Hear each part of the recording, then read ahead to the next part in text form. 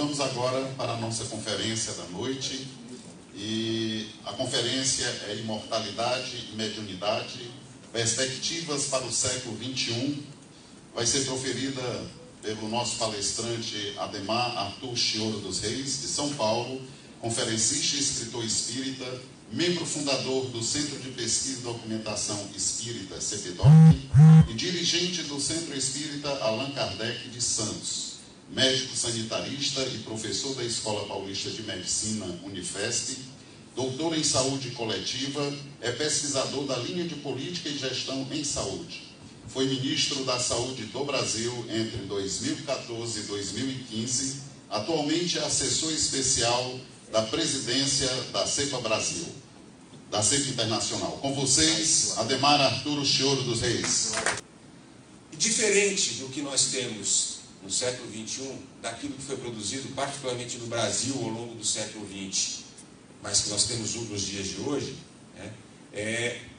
a mediunidade se desenvolveu fundamentalmente como uma forma de produção de conhecimentos, uma maneira de desvendar, de deslindar os mistérios da vida, de traduzir, e essa era uma obsessão de Allan Kardec, na verdade, do seu tempo, de traduzir em leis naturais o chamado mundo sobrenatural, de tentar produzir respostas às grandes indagações que a humanidade vinha produzindo, e ele, como um grande humanista, também colocava no seu diálogo com os espíritos.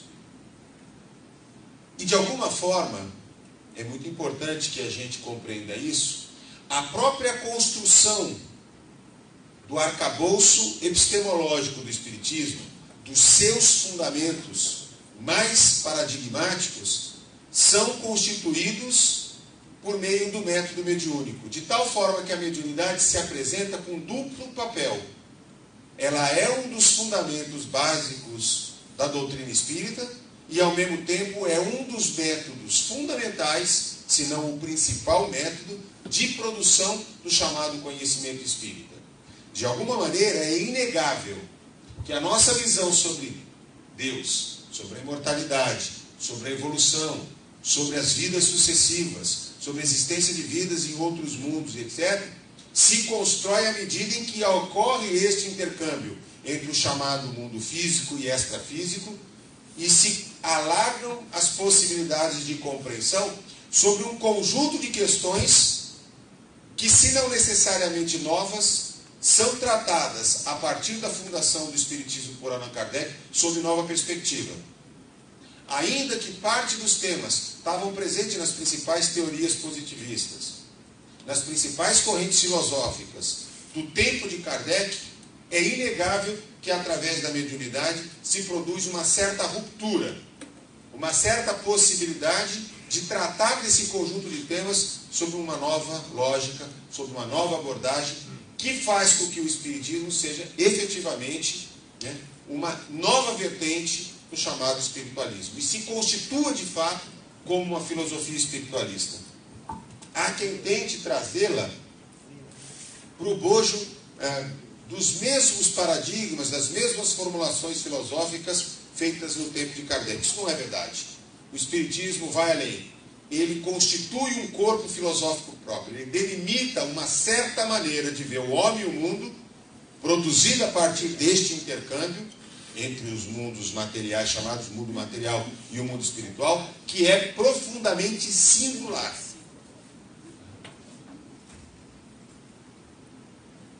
Agora, eu gostaria de aprofundar um pouquinho algumas questões, inclusive, que a Jacira, na sua abordagem inicial, já introduziu, que é a própria questão do método, já que eu estou dizendo que a mediunidade, ao mesmo tempo, se coloca como um dos fundamentos, mas é a abordagem metodológica que produz o conhecimento espírita. E quero chamar a atenção trazendo uma reflexão do próprio Allan Kardec. Ele diz, e é impressionante como em pleno século XXI essa perspectiva vai se perdendo.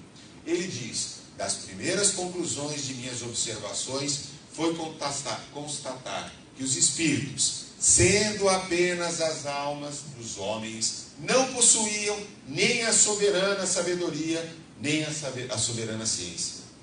Que o seu saber era descrito ao seu grau de evolução e que sua opinião tinha apenas o valor de uma opinião pessoal. É claro que essa frase já parte do pressuposto da imortalidade, mas ela vai muito além. É impressionante como, decorridos mais de 150 anos do trato da mediunidade, da prática efetiva da mediunidade, a apreensão deste conceito tão fundamental é colocado em segundo plano ou é profundamente deturpado. A não compreensão de quem são aqueles com quem nós nos comunicamos. Mais do que isso, Kardec vai desenhando, e não vai desenhando a priori, porque é muito interessante. No método científico, é muito comum que quando a gente escolhe um objeto de estudo, nós delimitamos o objeto de estudo, delimitamos qual é a pergunta orientadora do estudo, não é isso, Mauro? Fazemos a escolha do percurso metodológico e vamos aos testes de hipóteses. Pensamento científico clássico, já na época do Kardec, não de maneira tão estruturada, mas de alguma maneira já se orientava por essa lógica. É impressionante como a produção do método vai se dando do contato que ele tem a partir de 1855, das reuniões familiares, das instruções práticas que ele vai percebendo no manejo da mediunidade, mas que vão se constituindo da experimentação para a produção de teoria.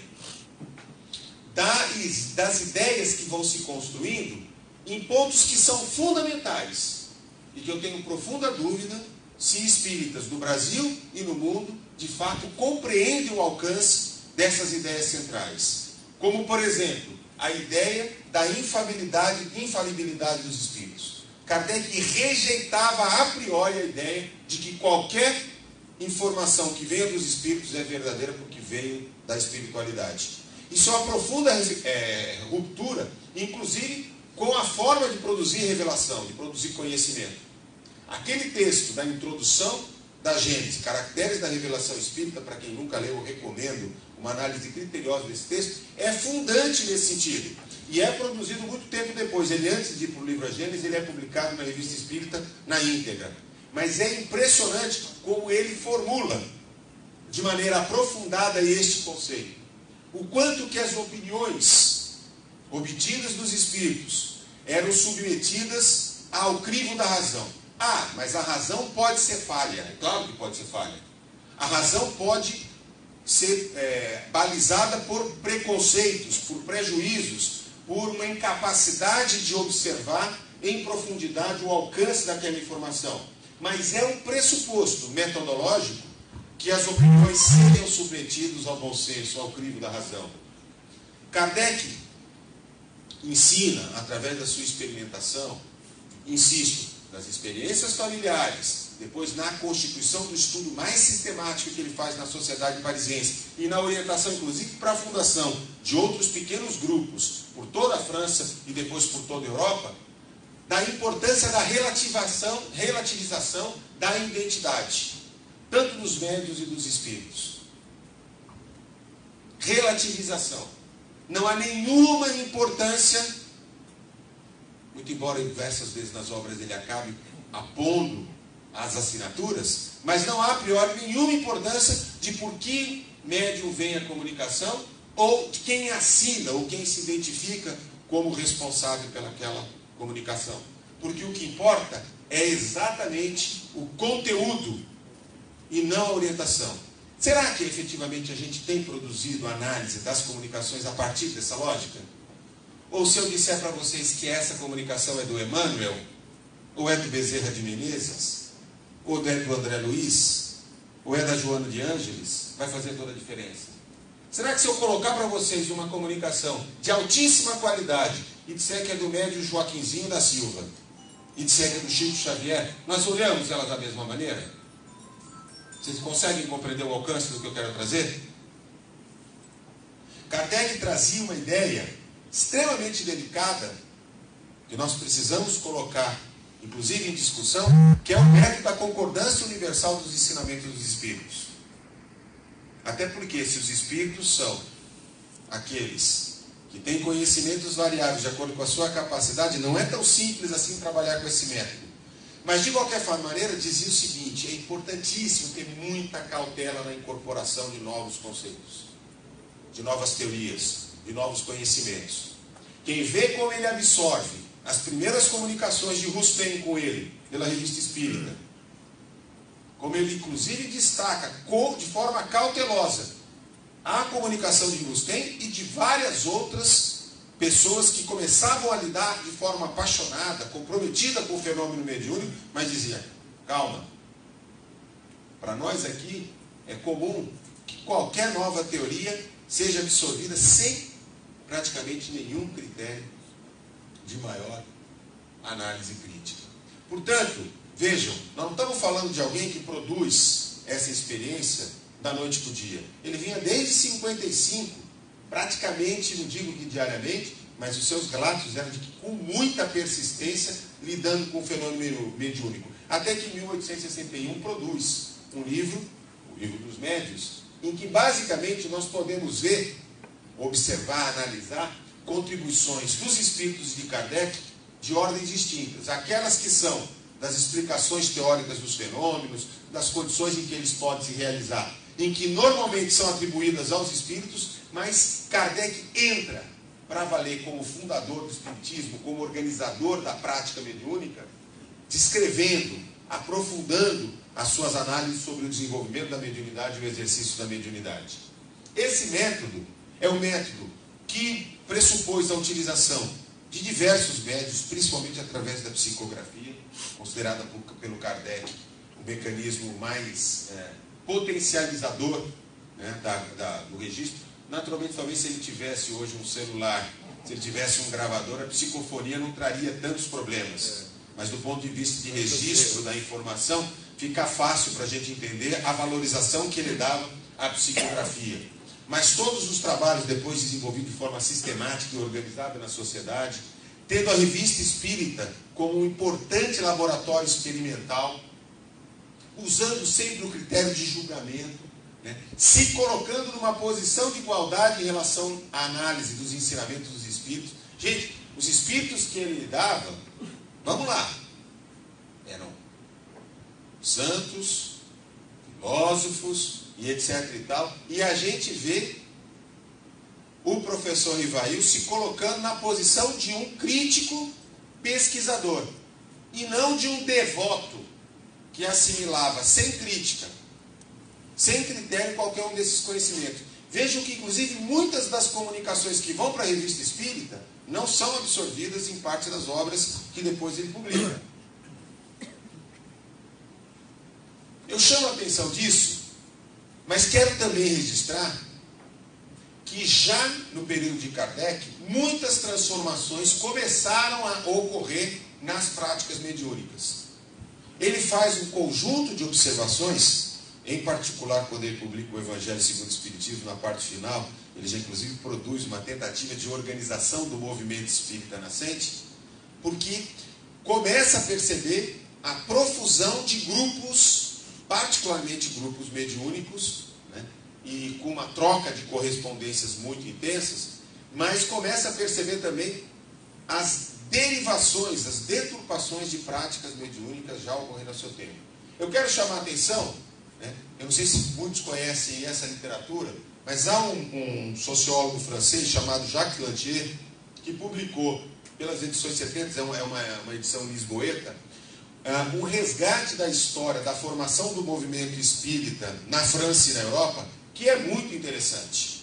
Parte significativa desses primeiros centros espíritas, primeiras sociedades espíritas que se formam, são, na verdade, círculos de magnetismos que já existiam por toda a Europa, inclusive na França, né? Círculos onde a prática do magnetismo era feita do ponto de vista de produção de curas, etc., água fluídica, o passe, um conjunto de práticas, né, que já eram sistematizadas e que esses grupos, o de círculo magnetismo, se vão se transformando progressivamente nos primeiros adeptos do espiritismo passam a realizar reuniões mediúnicas e transformam as suas instituições em instituições espíritas. Isso, inclusive, nos ajuda a entender a incorporação de um conjunto de práticas que são muito anteriores ao espiritismo, no campo do magnetismo, né, e que passam a ser observadas com uma naturalidade como se elas tivessem sido fundadas, pensadas, formuladas por Kardec. Ele até disse, num determinado trecho da obra, assim, tem experiência de mais de 30 anos de estudo do magnetismo, etc. Chegava a participar de algumas atividades de estudo, mas na verdade são esses pesquisadores, são esses adeptos do magnetismo que fazem a disseminação do movimento espírita por toda a Europa. E nesse sentido vão fazendo um sincretismo de práticas, né, fazendo uma grande, vamos dizer assim, uma mistura. Né? A gente acha que só no Brasil vai ocorrer sincretismo, mas os sincretismos já vão ocorrendo já à época de Kardec. Né? É nesse período também em que as repercussões, os embates, as lutas, como diz o Kardec, todas as críticas sofrem de fragilidade do sectarismo, são incoerentes e caluniosas, mas na verdade ele entra num profundo embate a partir de 62, 63, né? E parte significativa do esforço mediúnico e da produção do Kardec tem como objetivo fazer discussão com as polêmicas com a Igreja, responder aos ataques que o jornal católico fazia quase que diariamente ao espiritismo, né? Há ações extremadas como o Auto de Fé de Barcelona.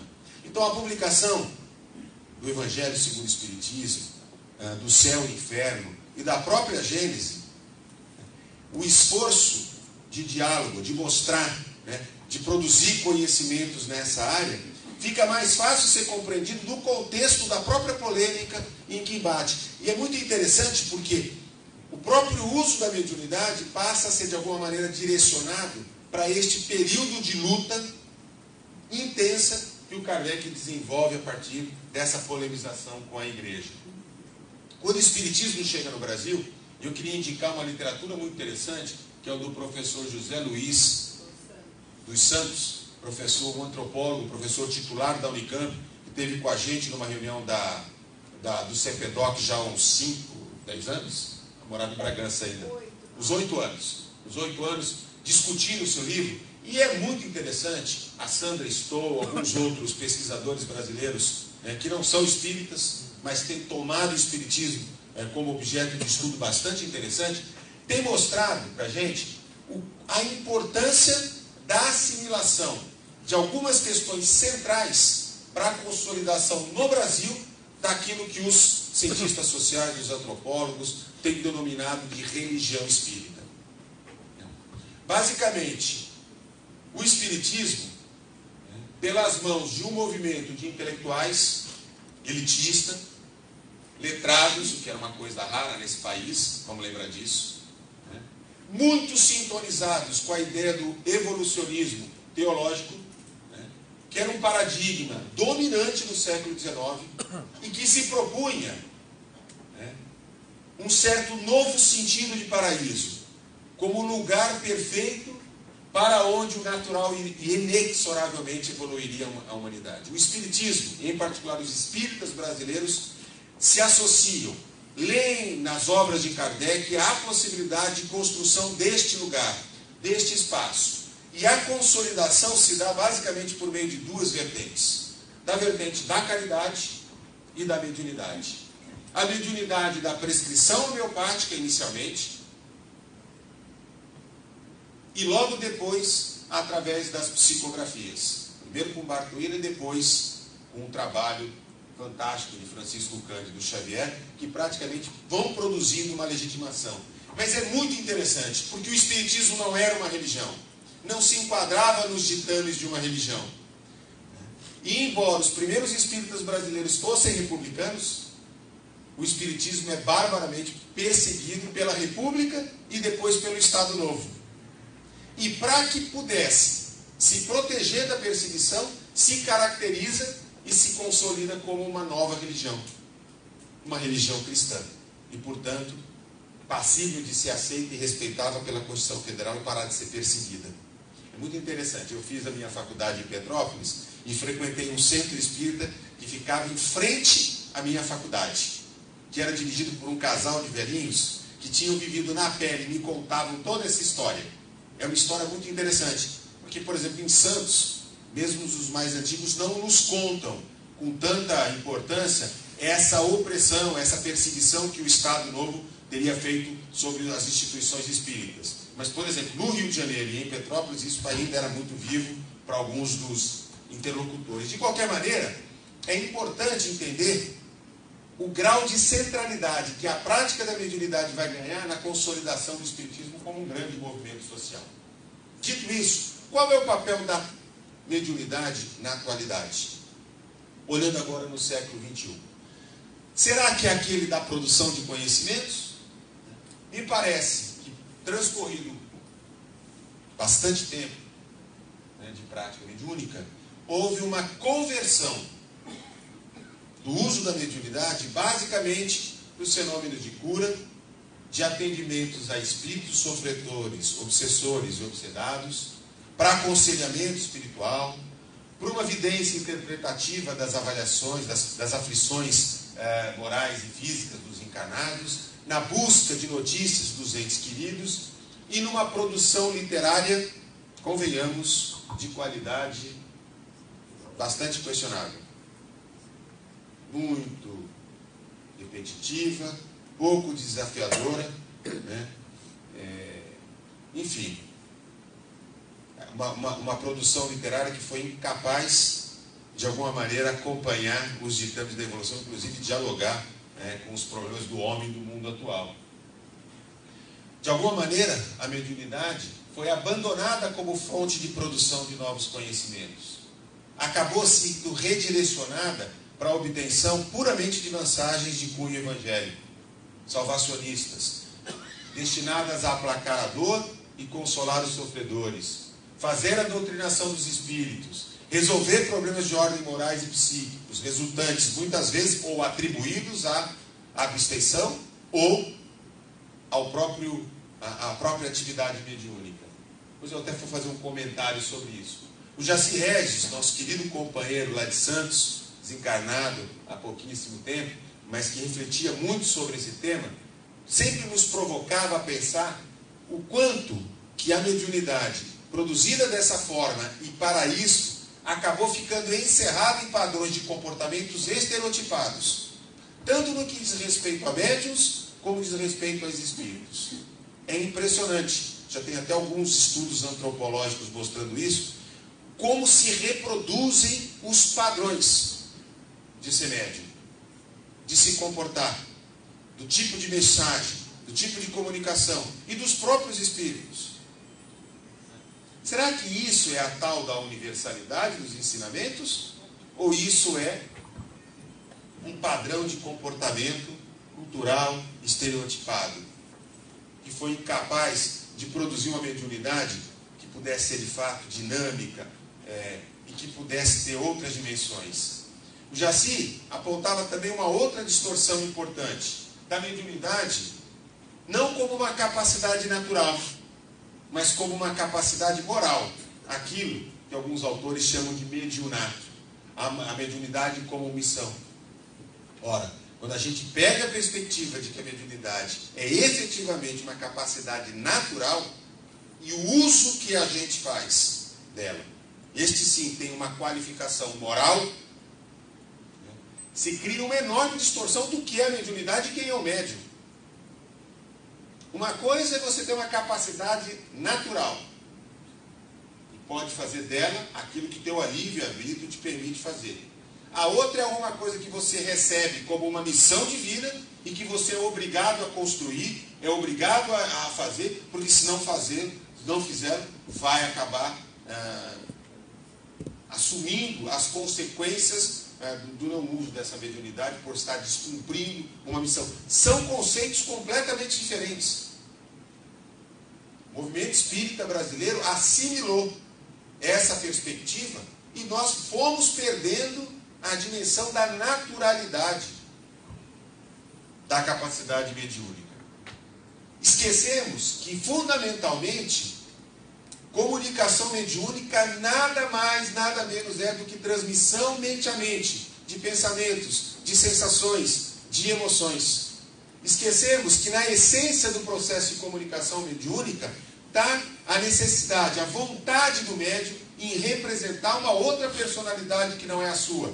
Uma personalidade extracorpórea, que é uma personalidade real. Como diz o nosso querido Jonas Purwa, não se trata de uma comunicação entre mortos e vivos. Se trata de uma comunicação em que todos os envolvidos estão definitivamente vivos. Que não se reduz a expressões inconscientes do tipo de sugestivo ou de índole patológica. Eu quero chamar a atenção, inclusive, para um dado bastante interessante. Há um psiquiatra espírita vinculado ao Instituto de Psiquiatria da Universidade de São Paulo, que orientava uma dissertação de mestrado muito interessante, com médiuns espíritas de São Paulo, capital. Ele fez um acompanhamento, e fez um grupo controle com pessoas que não são médiuns, mas que são pareadas exatamente com as mesmas características, com os mesmos atributos culturais, de classe social, de raça, enfim. Duas pessoas que, para cada médium, se conseguia um par que era praticamente igual, com exceção de que não eram médium. E partiu da hipótese de que os médiums têm transtornos mentais. Que é uma tese, não é isso? É uma hipótese, que o médium é meio desmiolado. Tem um parafuso a menos. Porque ele tem o parafuso no lugar errado. E, portanto, ele seria produzido. Se utilizou, metodologicamente é bastante interessante, utiliza todo o instrumental encomendado internacionalmente, os questionários usados pela Organização Mundial de Saúde para avaliação de transtornos mentais, etc., e chega a uma conclusão fantástica, que do ponto de vista da saúde mental, não apenas não há diferenças significativas para os principais transtornos mentais, como para os transtornos mentais mais leves, há proteção, há uma ação protetiva. Os médiuns teriam uma condição de saúde mental mais favorável do que aqueles que não são médiuns. Isso é um dado muito interessante. Vamos lembrar que o Kardec passou a vida inteira dele tendo que labutar com a igreja para dizer que o espiritismo não era uma fábrica de loucos. Ainda que nós recebamos entre nós pessoas com transtornos mentais, de ordem orgânica, de ordem psicológica, de ordem obsessória, tudo junto e misturado, tá certo? Mas é muito interessante olhar para este dado, é uma pesquisa muito bem conduzida. Bom, mas o John, eu não quero interromper minha linha de raciocínio, nesse livro fantástico chamado Fundamentos do Espiritismo, que tem publicado em português, diz assim: em tempos modernos, surge o Espiritismo para conhecer, entender e explicar os mecanismos do processo mediúnico pelo qual se relacionam de um modo permanente e diverso os habitantes de ambos os mundos. E nós estamos perdendo essa perspectiva. Ele diz mais: gente, mediunidade é uma coisa, é fenômeno espírita. Espiritismo é outra, é a doutrina que estuda o fenômeno. Muitos de nós, muitas instituições, muitos grupos, acabam tomando a mediunidade como a coisa em si, como a coisa final, como a questão finalística. Olha, mediunidade, e aí eu quero voltar a um conceito também trazido pelo John, corroborando aquilo que eu dizia, é uma faculdade humana natural que possui todas as pessoas em algum grau, independente de raças, nacionalidades ou crenças. Na perspectiva, inclusive, daquilo que eu acho que o Herculano Pires melhor caracterizou, que é a mediunidade dinâmica e a mediunidade estática. Todos temos a mediunidade estática. E alguns, potencialmente, uma capacidade mais exacerbada ou desenvolvida, seria a mediunidade dinâmica. O Espiritismo reconhece e estuda os fenômenos psíquicos, tanto aqueles do campo mediúnico como aqueles do campo anímico. Nós estávamos conversando rapidamente, por exemplo, sobre os fenômenos do magnetismo, que são fenômenos que estão colocados no campo anímico. Ora, no caso dos fenômenos mediúnicos, os espíritos provocam essas manifestações, seja ela de origem inteligente, seja ela de origem física, valendo-se do quê? Dos recursos psicofísicos que são oferecidos pelo médium. E no caso do fenômeno anímico, que também faz parte, ou também possibilita que nós possamos estudar a alma humana.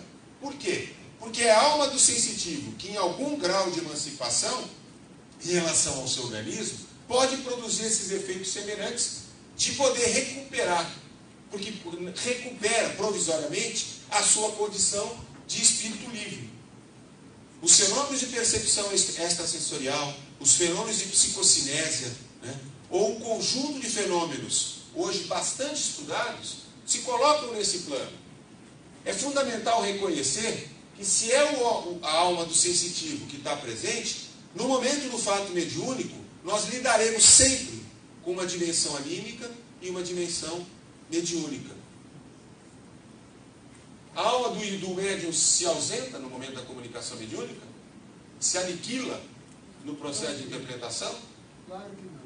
Portanto, é fundamental que cada um de nós, quando lida com o fenômeno mediúnico, consiga compreender que essas duas correntes, vamos dizer, essas duas vertentes, devem ser objeto das nossas investigações.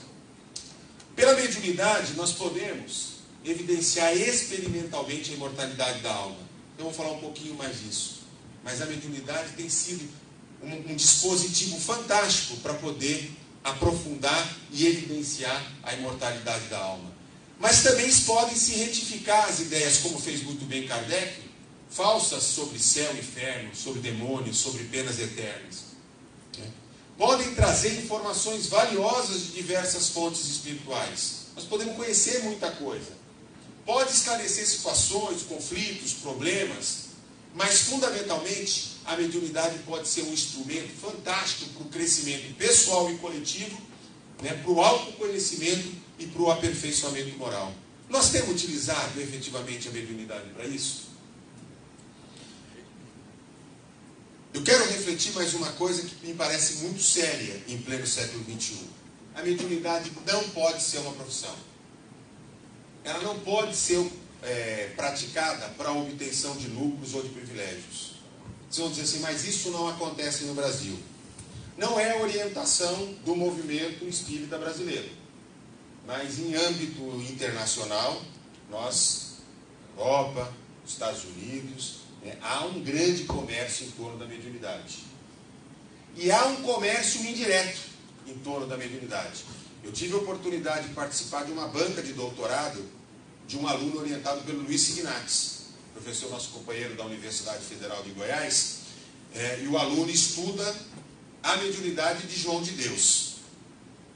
Talvez um dos médiuns hoje de cura mais procurados, né, no Brasil, por brasileiros e por gente, é uma romaria internacional.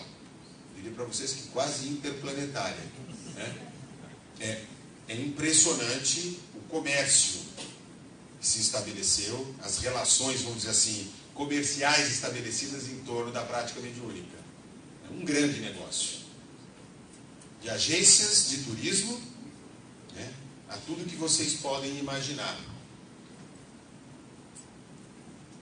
Não é um dom moral, não é uma obrigação. Já falei um pouco sobre isso. Não deve e não pode ser utilizado para motivos frívolos ou perversos, para fazer o mal. E seria fundamental que a mediunidade pudesse se isolar de todo e qualquer sincretismo ou prática ritualística, cerimonial, mística, assim como toda crença supersticiosa, e pudesse encarnar aquilo que o Leon Denis, nos seus livros, aborda sobre o papel da mediunidade, se consagrar exclusivamente ao bem, à verdade, ao conhecimento e ao amor. É muito difícil. Quais as consequências desse modo de conceber e praticar a mediunidade em pleno século XXI? Eu diria para vocês que algumas consequências são bastante delicadas e quero colocá-las em reflexão. Quero trazer aqui a palavra final. Acho que nós vamos ter 2 dias de excelentes debates para fazer isso, mas me parece que, por exemplo, a partir desse apartamento, desse distanciamento, dessa maneira original de lidar com a mediunidade crítica, produtora de novos conhecimentos, etc., nós escorregamos por uma situação muito perigosa de apontar que a origem e a natureza do espiritismo são divinas. Se são divinas, portanto, são inquestionáveis. As obras de Kardec, de médiuns de espíritos famosos, vão se transformando progressivamente em textos sagrados. A gente passa a ler a própria obra do Kardec sem contextualizá-la no tempo, né, e no espaço. Sequer contextualiza o texto, a agenda de temas. Esquece, nós discutimos isso ontem, né, esquece, por exemplo, que a produção de Kardec se dá durante um período extremamente autoritário e violento do Estado francês. Ah, mas o Kardec era um conservador. Kardec, acima de tudo, sobrevivia. O professor Rivail sobrevivia aos ditames de um Estado em que tudo, para publicar qualquer coisa, para qualquer associação, para qualquer reunião, precisava de autorização do chefe de polícia. E mesmo assim, emerge das suas palavras o humanismo, né, a busca, a denúncia da sociedade, que clama por solidariedade e por tudo mais. A verdade, nessa concepção conservadora do trato da mediunidade, passa a ser revelada apenas pela espiritualidade. E cabe a nós espíritas aguardar as novas, as boas novas que virão do além. Qual é o nosso papel, portanto, enquanto espíritas encarnados na construção do conhecimento? Para muitos, Kardec vira um mero secretário dos espíritos, ainda que ele possa ser reverenciado, ainda que possa até se colocar uma placa ou uma foto do Allan Kardec. Mas no fundo, né, as suas fundamentais orientações sobre como lidar com a própria mediunidade são colocadas em segundo plano. Os médiuns e os espíritos passam a ser endeusados. As relações de poder passam a ser assimétricas. Nega-se a autoridade moral e intelectual para que encarnados possam dar continuidade à obra de Kardec. Costumo sempre lembrar a reação dos espíritas brasileiros ao Congresso da CEPA de 2000, liderado pelo Salomão, liderado pelo Milton Medran, pelo Maurício Herbert Jones e por todos os queridos companheiros lá do CCEPA de Porto Alegre. Quem? Espíritas vão querer continuar atualizando o espiritismo? Só a espiritualidade superior. E é interessante, como muitas vezes, inclusive, né, é do 880. Né? Ou é só espiritualidade superior, ou então tem uma discussão de pureza doutrinária. Nada pode ser mudado, nada pode ser questionado, nada pode ser analisado criticamente. No fundo, isso determina uma visão estagnizadora do espiritismo, da letra e da obra do Allan Kardec. Uma postura de que está tudo dado. Eu nunca me esqueço de uma correspondência que nós recebemos na época lá do Congresso também, de 2000, que era alguém que dizia assim: olha, na verdade, a ciência em breve chegará.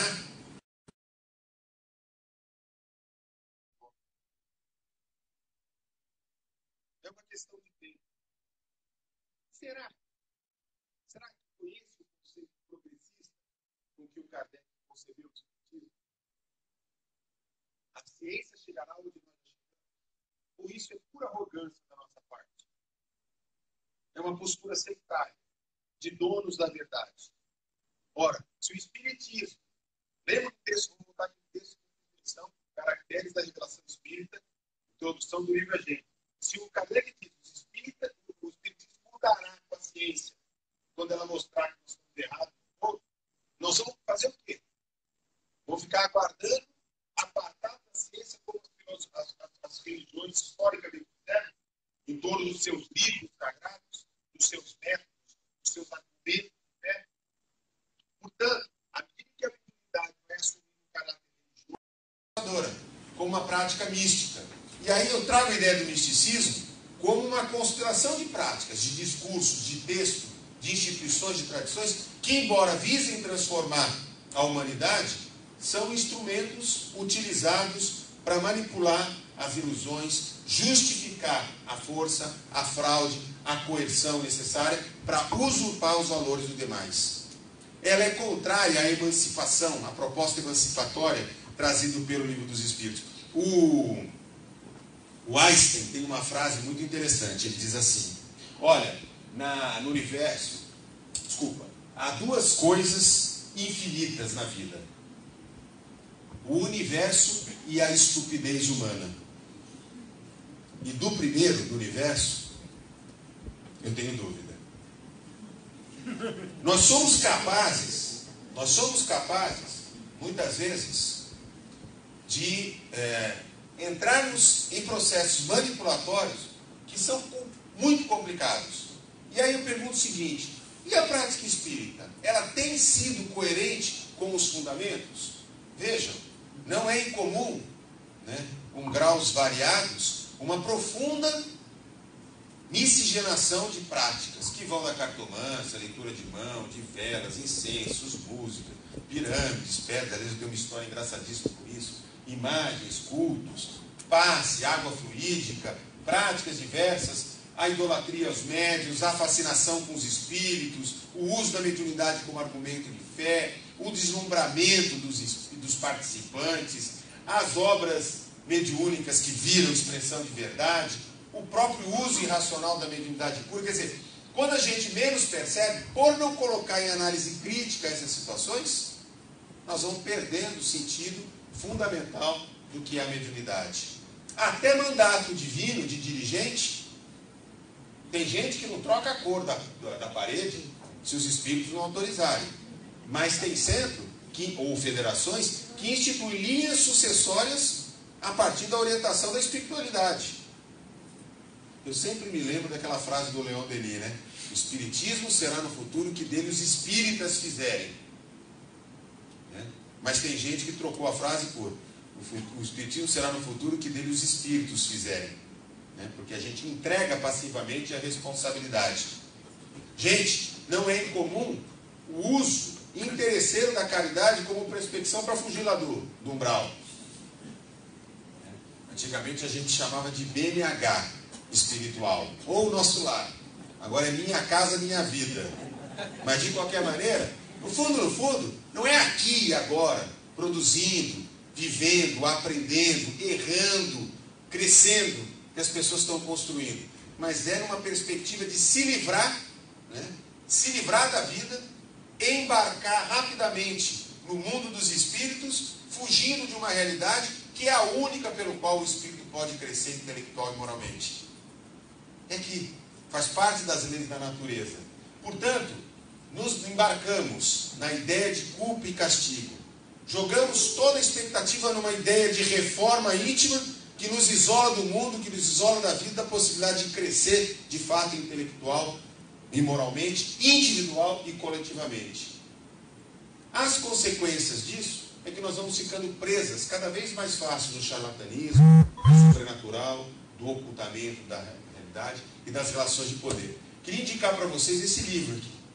Esse livro também foi apresentado no CPDOC, numa das nossas reuniões em Curitiba, do Fábio Luiz da Silva, um historiador da Universidade Estadual de Londrina. É a dissertação de mestrado ou até de doutorado, não lembro muito bem dele. Mestrado. Né? Em que ele faz uma análise do livro Nosso Lar, a partir do Estado Novo. A colônia espírita. Não, do nosso, ele pega, mas ele pega o Nosso Lar. O Brasil Coração é o outro. É muito interessante para a gente entender o quanto que essas relações vão ficando. A gente não consegue perceber. A organização social da colônia espiritual é uma réplica da organização social do Estado Novo, das instituições, das relações de poder e assim por diante, das próprias funções. Bom, mas qual é a nossa perspectiva para o século XXI? Eu acho que nós não temos uma única cena dada. Nós estamos numa encruzilhada. O espiritismo pode continuar se consolidando como um espiritismo religioso, moralista, conservador, que produz culpa nas pessoas, com mais uma das religiões cristãs, reproduzindo as mesmas práticas, fazendo um número de adeptos bastante importante, ou ele pode, como é a proposta do espiritismo laico e pensador, né, se colocar como um dispositivo para a produção de sujeitos que sejam protagonistas das suas vidas, que se entendam como espíritos imortais, em distintas situações de aprendizagem, que buscam um estado de calma, de amor, com esperança e responsabilidade no futuro, porque sabem que são espíritos imortais, que que foram criados simples e ignorantes, que têm as reencarnações, que têm um dispositivo de evolução e que têm que cumprir, pelos seus esforços, pelas suas escolhas, a sua jornada evolutiva. Na verdade, trago aqui, mais uma vez, uma citação do Herculano Pires para dizer o seguinte: a grande pena é que, como dizia o Herculano Pires, o Espiritismo é uma doutrina de gigante na mão de pigmeus. Essa frase é dura, mas é porque ela tem muita potência, ela é um soco na barriga da gente mesmo, né? Porque ela nos coloca a refletir sobre esse assunto. Na Revista Espírita de 68, o Kardec já dizia, quando ele fazia um comentário sobre os Messias do Espiritismo: o Espiritismo, a doutrina, é de ponta a ponta um protesto contra o misticismo, pois que tende a reconduzir todas as crenças para o terreno positivo das leis da natureza. Então, os espíritas da cepa Brasil, laicos, kardecistas, livre-pensadores, propõem então que nós teremos que abandonar a mediunidade? Bem grande aqui, ó. Não. O que é possível fazer? Eu quero apontar 3 questões fundamentais. A primeira, retomar de maneira muito consistente a mediunidade como uma potência do ponto de vista do intercâmbio entre o mundo material, capaz de evidenciar a sobrevivência da alma e a evolução do espírito. Aí é uma retomada fundante aos princípios mais essenciais, talvez dos potenciais mais importantes da mediunidade. Uma segunda, né, é retomar a mediunidade como método de estudo, de pesquisa, de produção de conhecimento e também de atualização do espiritismo. Isso de alguma maneira está estagnado. Nós paramos no tempo e no espaço. E em terceiro, não acho que seja necessário, pelo contrário, só não acho que tenha que ser a única utilização, o único potencial da mediunidade, manter atividades de apoio a espíritos encarnados e desencarnados em situação de sofrimento psíquico-moral e como uma prática complementar para a saúde física e mental, porque há associação terapêutica positiva. Em particular, se nós rompemos com concepções que são fatalistas, que são determinísticas e que são inaceitáveis.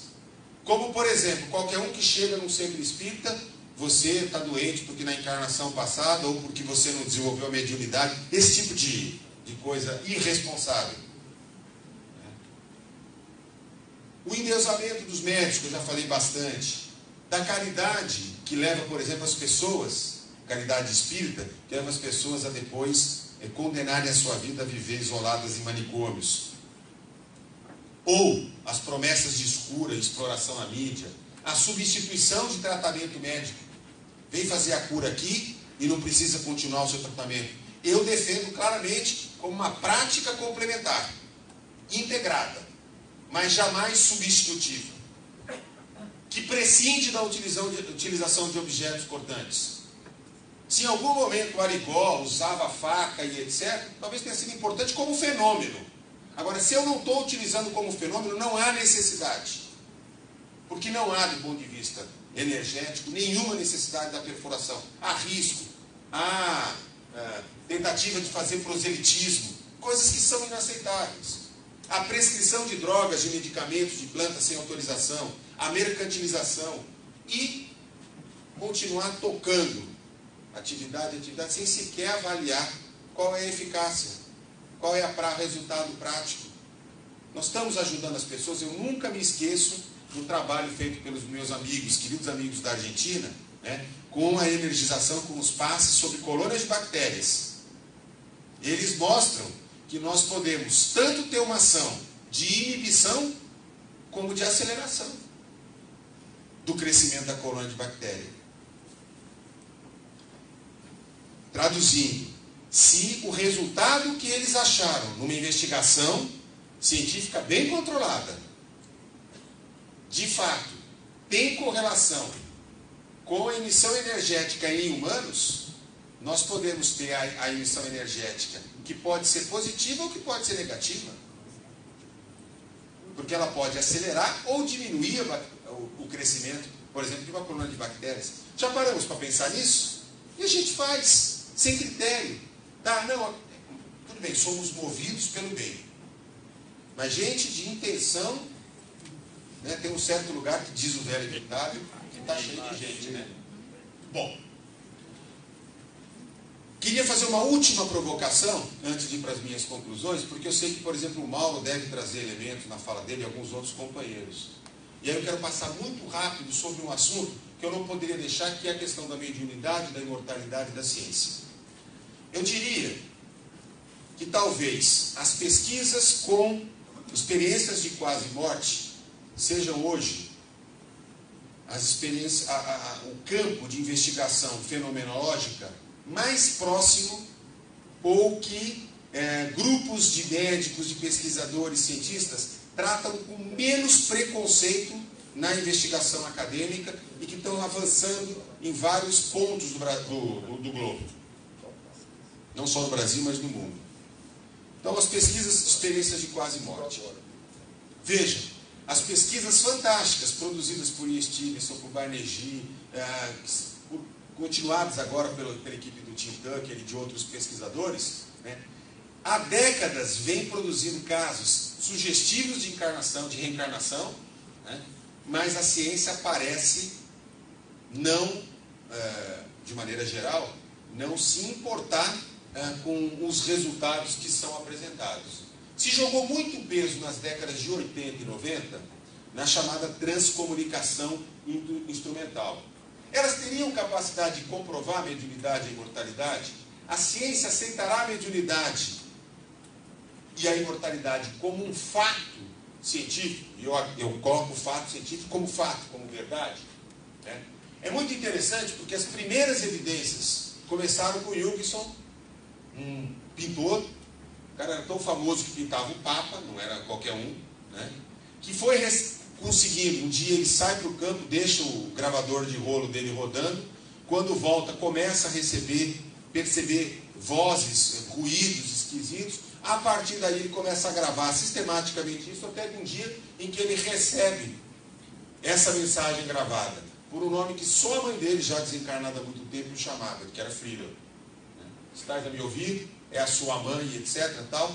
Bom, de lá para cá, particularmente a partir de 85, quando também as imagens começaram a ser utilizadas pelos trabalhos de Schreiber, né, muito se evoluiu.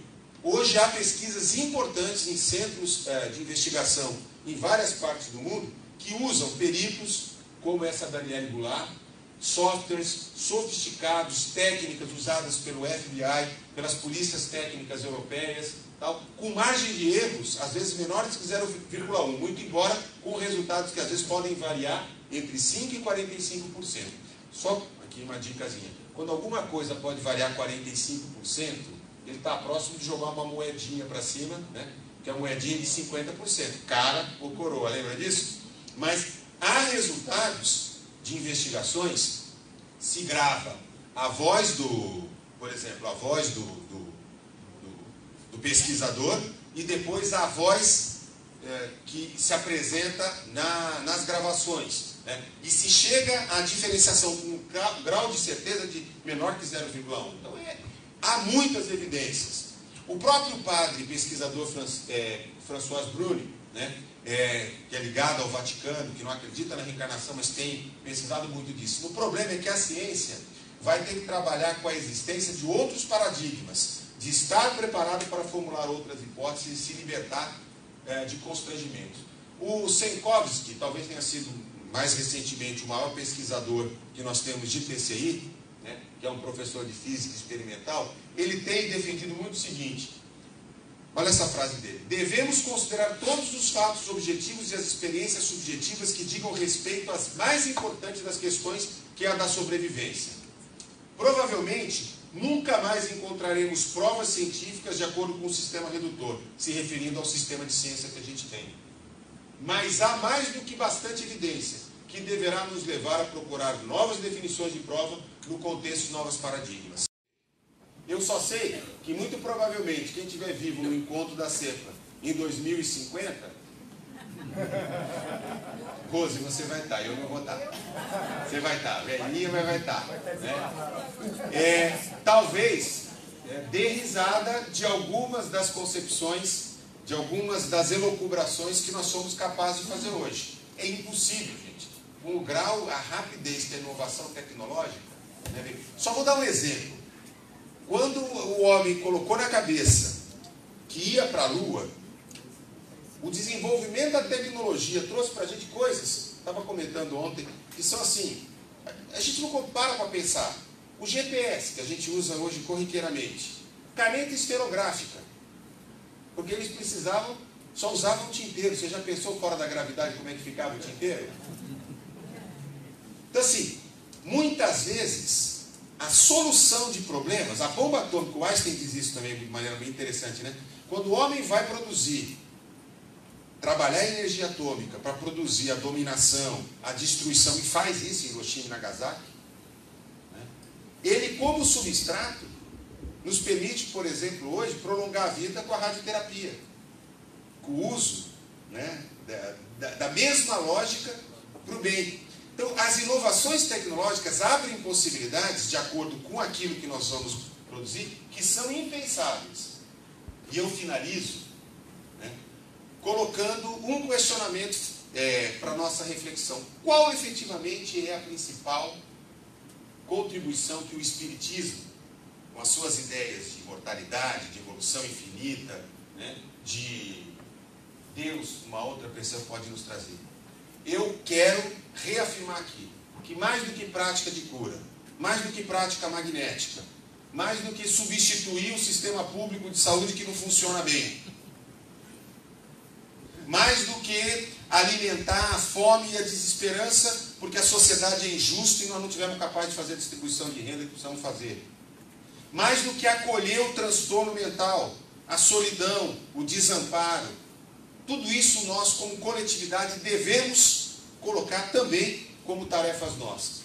Mas, fundamentalmente, é compreender que o Espiritismo é uma visão amplificada da vida, que propõe uma mensagem que liberta o espírito, que traz uma nova dimensão para a vida e para a morte. Quando mostra que a vida é um contínuo. E quando mostra também que a morte não é o fim.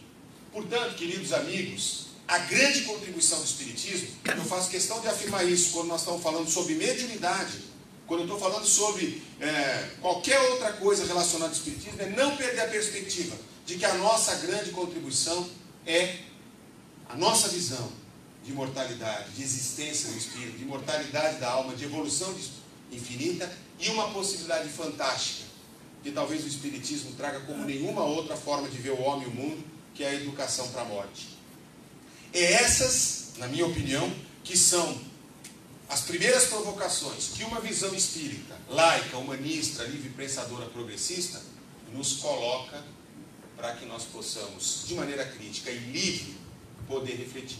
Eu espero ter trazido a cada um de vocês alguma contribuição sobre esse tema, porque eu sei que aqui não tem pretensão de palavra inicial, nem de palavra final, porque todos nós temos uma bagagem imensa sobre esse tema, temos uma disposição fantástica para o diálogo, para ouvidos bem abertos, né, para um diálogo respeitoso, para uma capacidade de ouvir de fato, né, e de sair daqui com muitas dúvidas, porque isso vai ser bom demais. Muito obrigado.